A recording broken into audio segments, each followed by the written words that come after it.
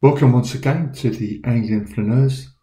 Today we're continuing our journey through South East London, and join us as we walk down New Cross Road and the Old Kent Road. We've just passed Pepys Road, so let's take this chance to talk about the famous man, Samuel Pepys. Well, Samuel Pepys was an English diarist and naval administrator. He served as an administrator of the Navy of England, and also he served as a Member of Parliament. Pepys had no maritime experience, but he did rise to be the Chief Secretary of the Admiralty under both King Charles II and James II, and he had strong connections with this part of London. Pepys might be better known for some as the famous diarist, and in his diaries he suggests a rather amorous and promiscuous lifestyle, often travelling south of the river to carry on that lifestyle. But it also gives a detailed account of London during that time, the Great Plague of London in 1665, and a year later the Great Fire of London. And I think in the Great Fire of London he was famous for burying his Parmesan cheese, which would have been worth a great deal of money at the time. We're still in New Cross, so let's talk briefly about the history of the area. Now, the area contained Bermondsey Abbey from 1173 until the dissolution of the monasteries in the late 1530s. The Haberdasheries Company brought land in the area in the 17th century. They were an extremely wealthy livery company, and they were instrumental in the area's development in the 19th century. New Cross is believed to have taken its name from a coaching house originally known as the Golden Cross, which stood close to the current New Cross house pub. The diarist John Evelyn, who lived in Deptford, wrote in 1675 that he met a friend at New Cross in his coach before travelling down through Kent and on to France. The area of New Cross gained some notoriety and fame in the general strike of 1926. The New Cross bus garage was formerly the largest tram depot in London, and during the general strike in support of miners, the strike breakers were brought in to drive trams from the depot. On the 7th of May, police-backed charges were launched to clear a crowd of 3,000 pickets blockading the entrance. A very tragic part of New Cross history occurred on the 25th of November 1944, when a V2 rocket exploded at the Woolworth store in New Cross. 168 people were killed and 121 were seriously injured, and it was London's most devastating V2 bombing, or V1 bombing, of the entire war. And I believe there's a commemorative plaque unveiled by the Mayor of Lewisham marking the 65th anniversary of the explosion that took place in November 2009.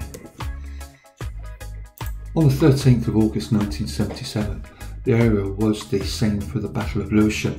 This was when a demonstration took place by the far-right British National Front Party, and the local activists and anti-fascists were able to beat back these racists. In a future video I will go over the area of where the Battle of Lewisham took place. I'm hoping to do that within the next year, but we'll actually walk the route that was taken by the National Front and actually go into a lot more history about what happened on that day. In that period of 1977, the National Front were really getting a foothold in this area, and it was that day on the 13th of August 1977 when gladly we saw their influence quashed, though to say that it was completely beaten would be a lie, but it certainly did stop the rise of the National Front in this area. Local people really got together and said they didn't want that kind of racist hatred in the area. But sadly, that was not the end of the story. We know on the 18th of January 1981, 13 young Afro-Caribbean people were killed in a house fire at a party, and there were numerous police investigations into the fire. It was led, or it was believed that it was a racist attack, but there are accusations that the police were less than interested in really finding out who caused the fire. And my first knowledge of the Old Kent Road was playing Monopoly. Now, those who have played Monopoly will know it's the cheapest part of London, in order to buy a house.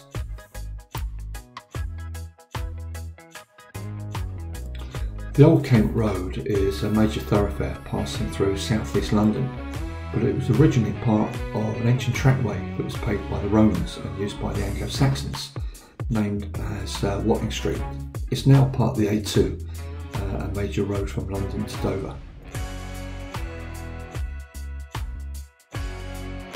Watling Street was a road that linked London to Dover via Canterbury, so it was well known as a route for pilgrims in the Middle Ages and is portrayed in Chaucer's Canterbury Tales as Kent Street.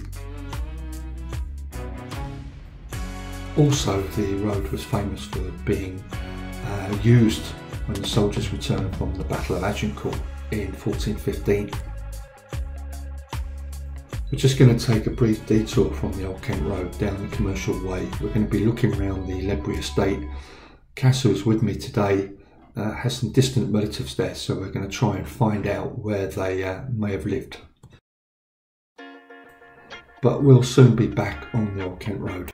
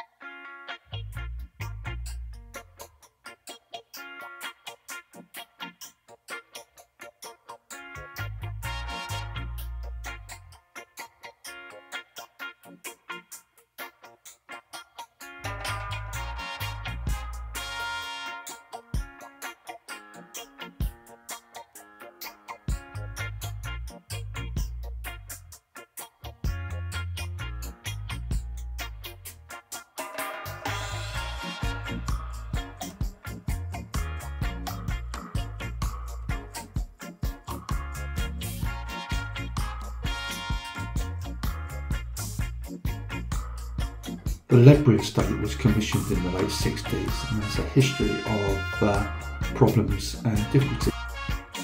It was found in 2017 after the tragedy of Grenfell Tower that the flats themselves had not been strengthened as required after the Ronan Point collapse in 1968.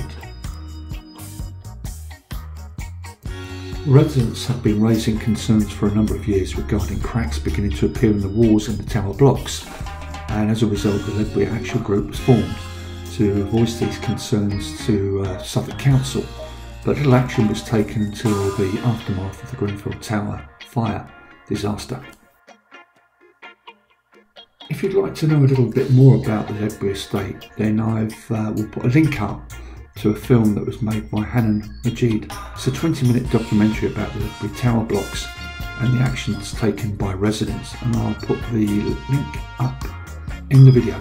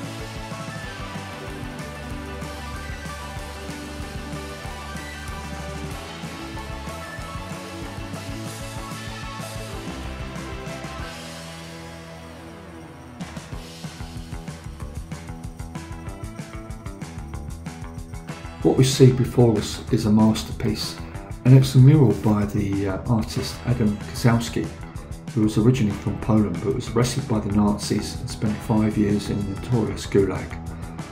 While there, he swore if he ever made it out, he'd devote himself to God, which is exactly what he did when he came to London in 1946. This mural wonderfully depicts the history of the Old Kent Road, and I'll try and go through it bit by bit.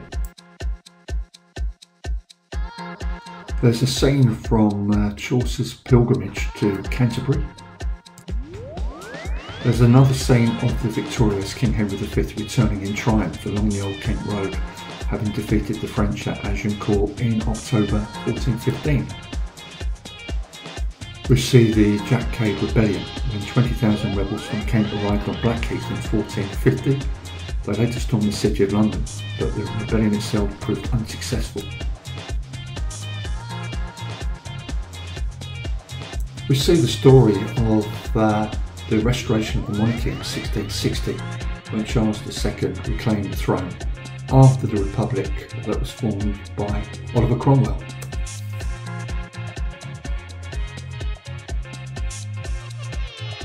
There's also a scene of the pearly king and queens. The founder of this fashion was Henry V, the 19th century street sweeper, who would tidy the street crossing for pedestrians and decorated his suit with white buttons.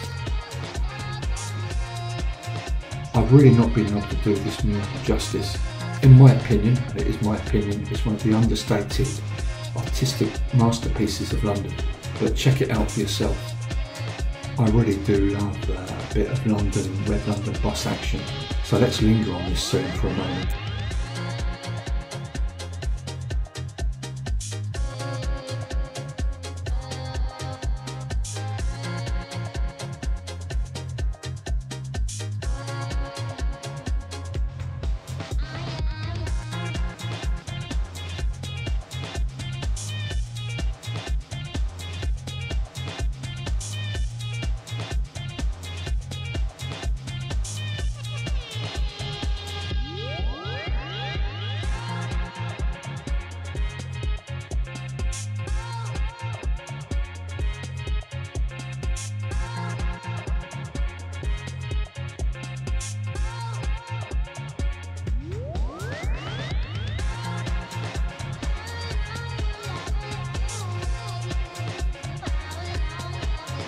Let's take the opportunity to go through a little bit more history on the Old Kent Road, and let's go in our time machine to the 16th and 17th century.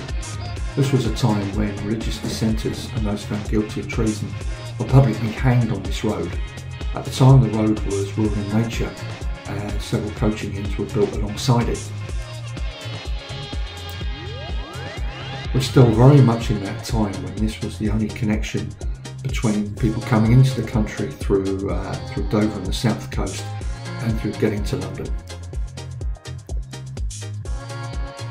Famous Burgess Park was created here in the early 20th century, and today we did take footage of Burgess Park, but unfortunately due to camera shake the quality of filming wasn't that great. We are getting a little bit of camera shake in the filming, and we're going to buy a stabiliser to hopefully correct that for future videos. The area was also known for its Turkish and Russian baths that were built in the earlier parts of the 20th century. Burgess Park, which sadly can't film today as I've mentioned earlier, was an idea that came out of the 1943 Abercrombie plan for open spaces in London. Burgess Park was carved out of a highly built up area of the city. All the land that you see was previously used for building, housing, industry and transport infrastructure. The park was named Burgess Park in 1973 after Councillor Jessie Burgess, Camberwell's first female mayor.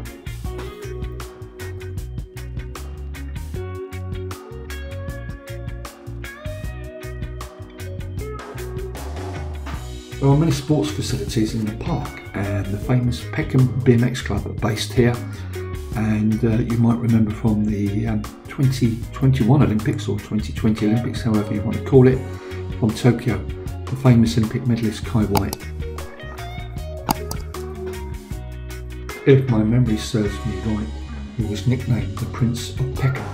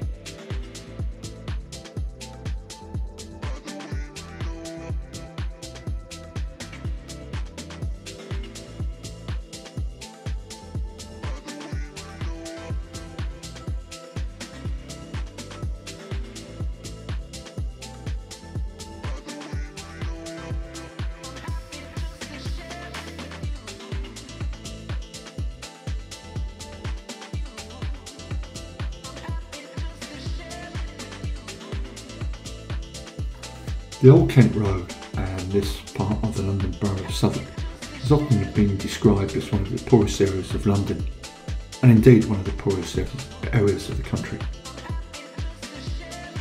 True, it isn't the Royal Borough of Kensington and Chelsea, but there is an atmosphere here, there is an energy, and I like walking around this road. I don't know what you think, please let me know in the comments.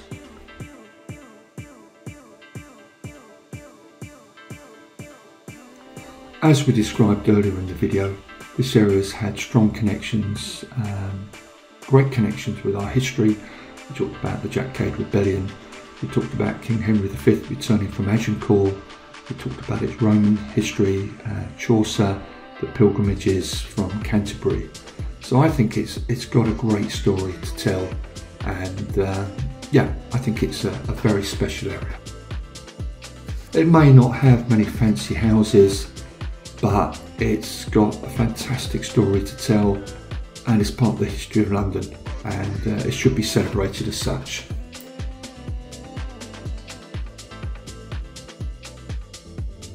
The road doesn't have too many fancy restaurants and too many outdoor cafes, but it is a true part of the history of this city, and I truly love the Old Kent Road.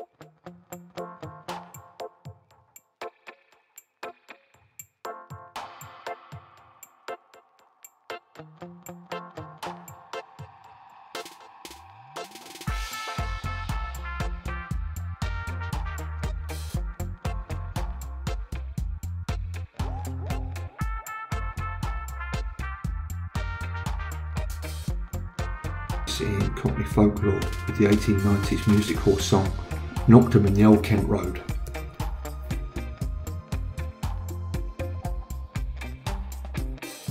In the early 19th century, we saw the rapid industrialisation of the area. The building of the Grand Surrey Canal was part of the reason for that, the establishment of the gasworks and the arrival of the railways. The link to the Surrey docks meant that in the 19th century, other industries started to establish themselves. These included timber yards, lime kilns, breweries, tanneries, whiting and mineral waterworks.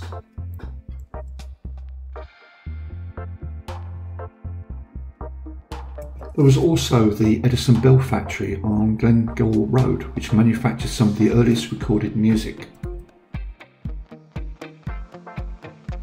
Yes, the Old Kent Road may be the cheapest property on the Monopoly board, but please don't let that put you off. This is truly one of the great areas of London.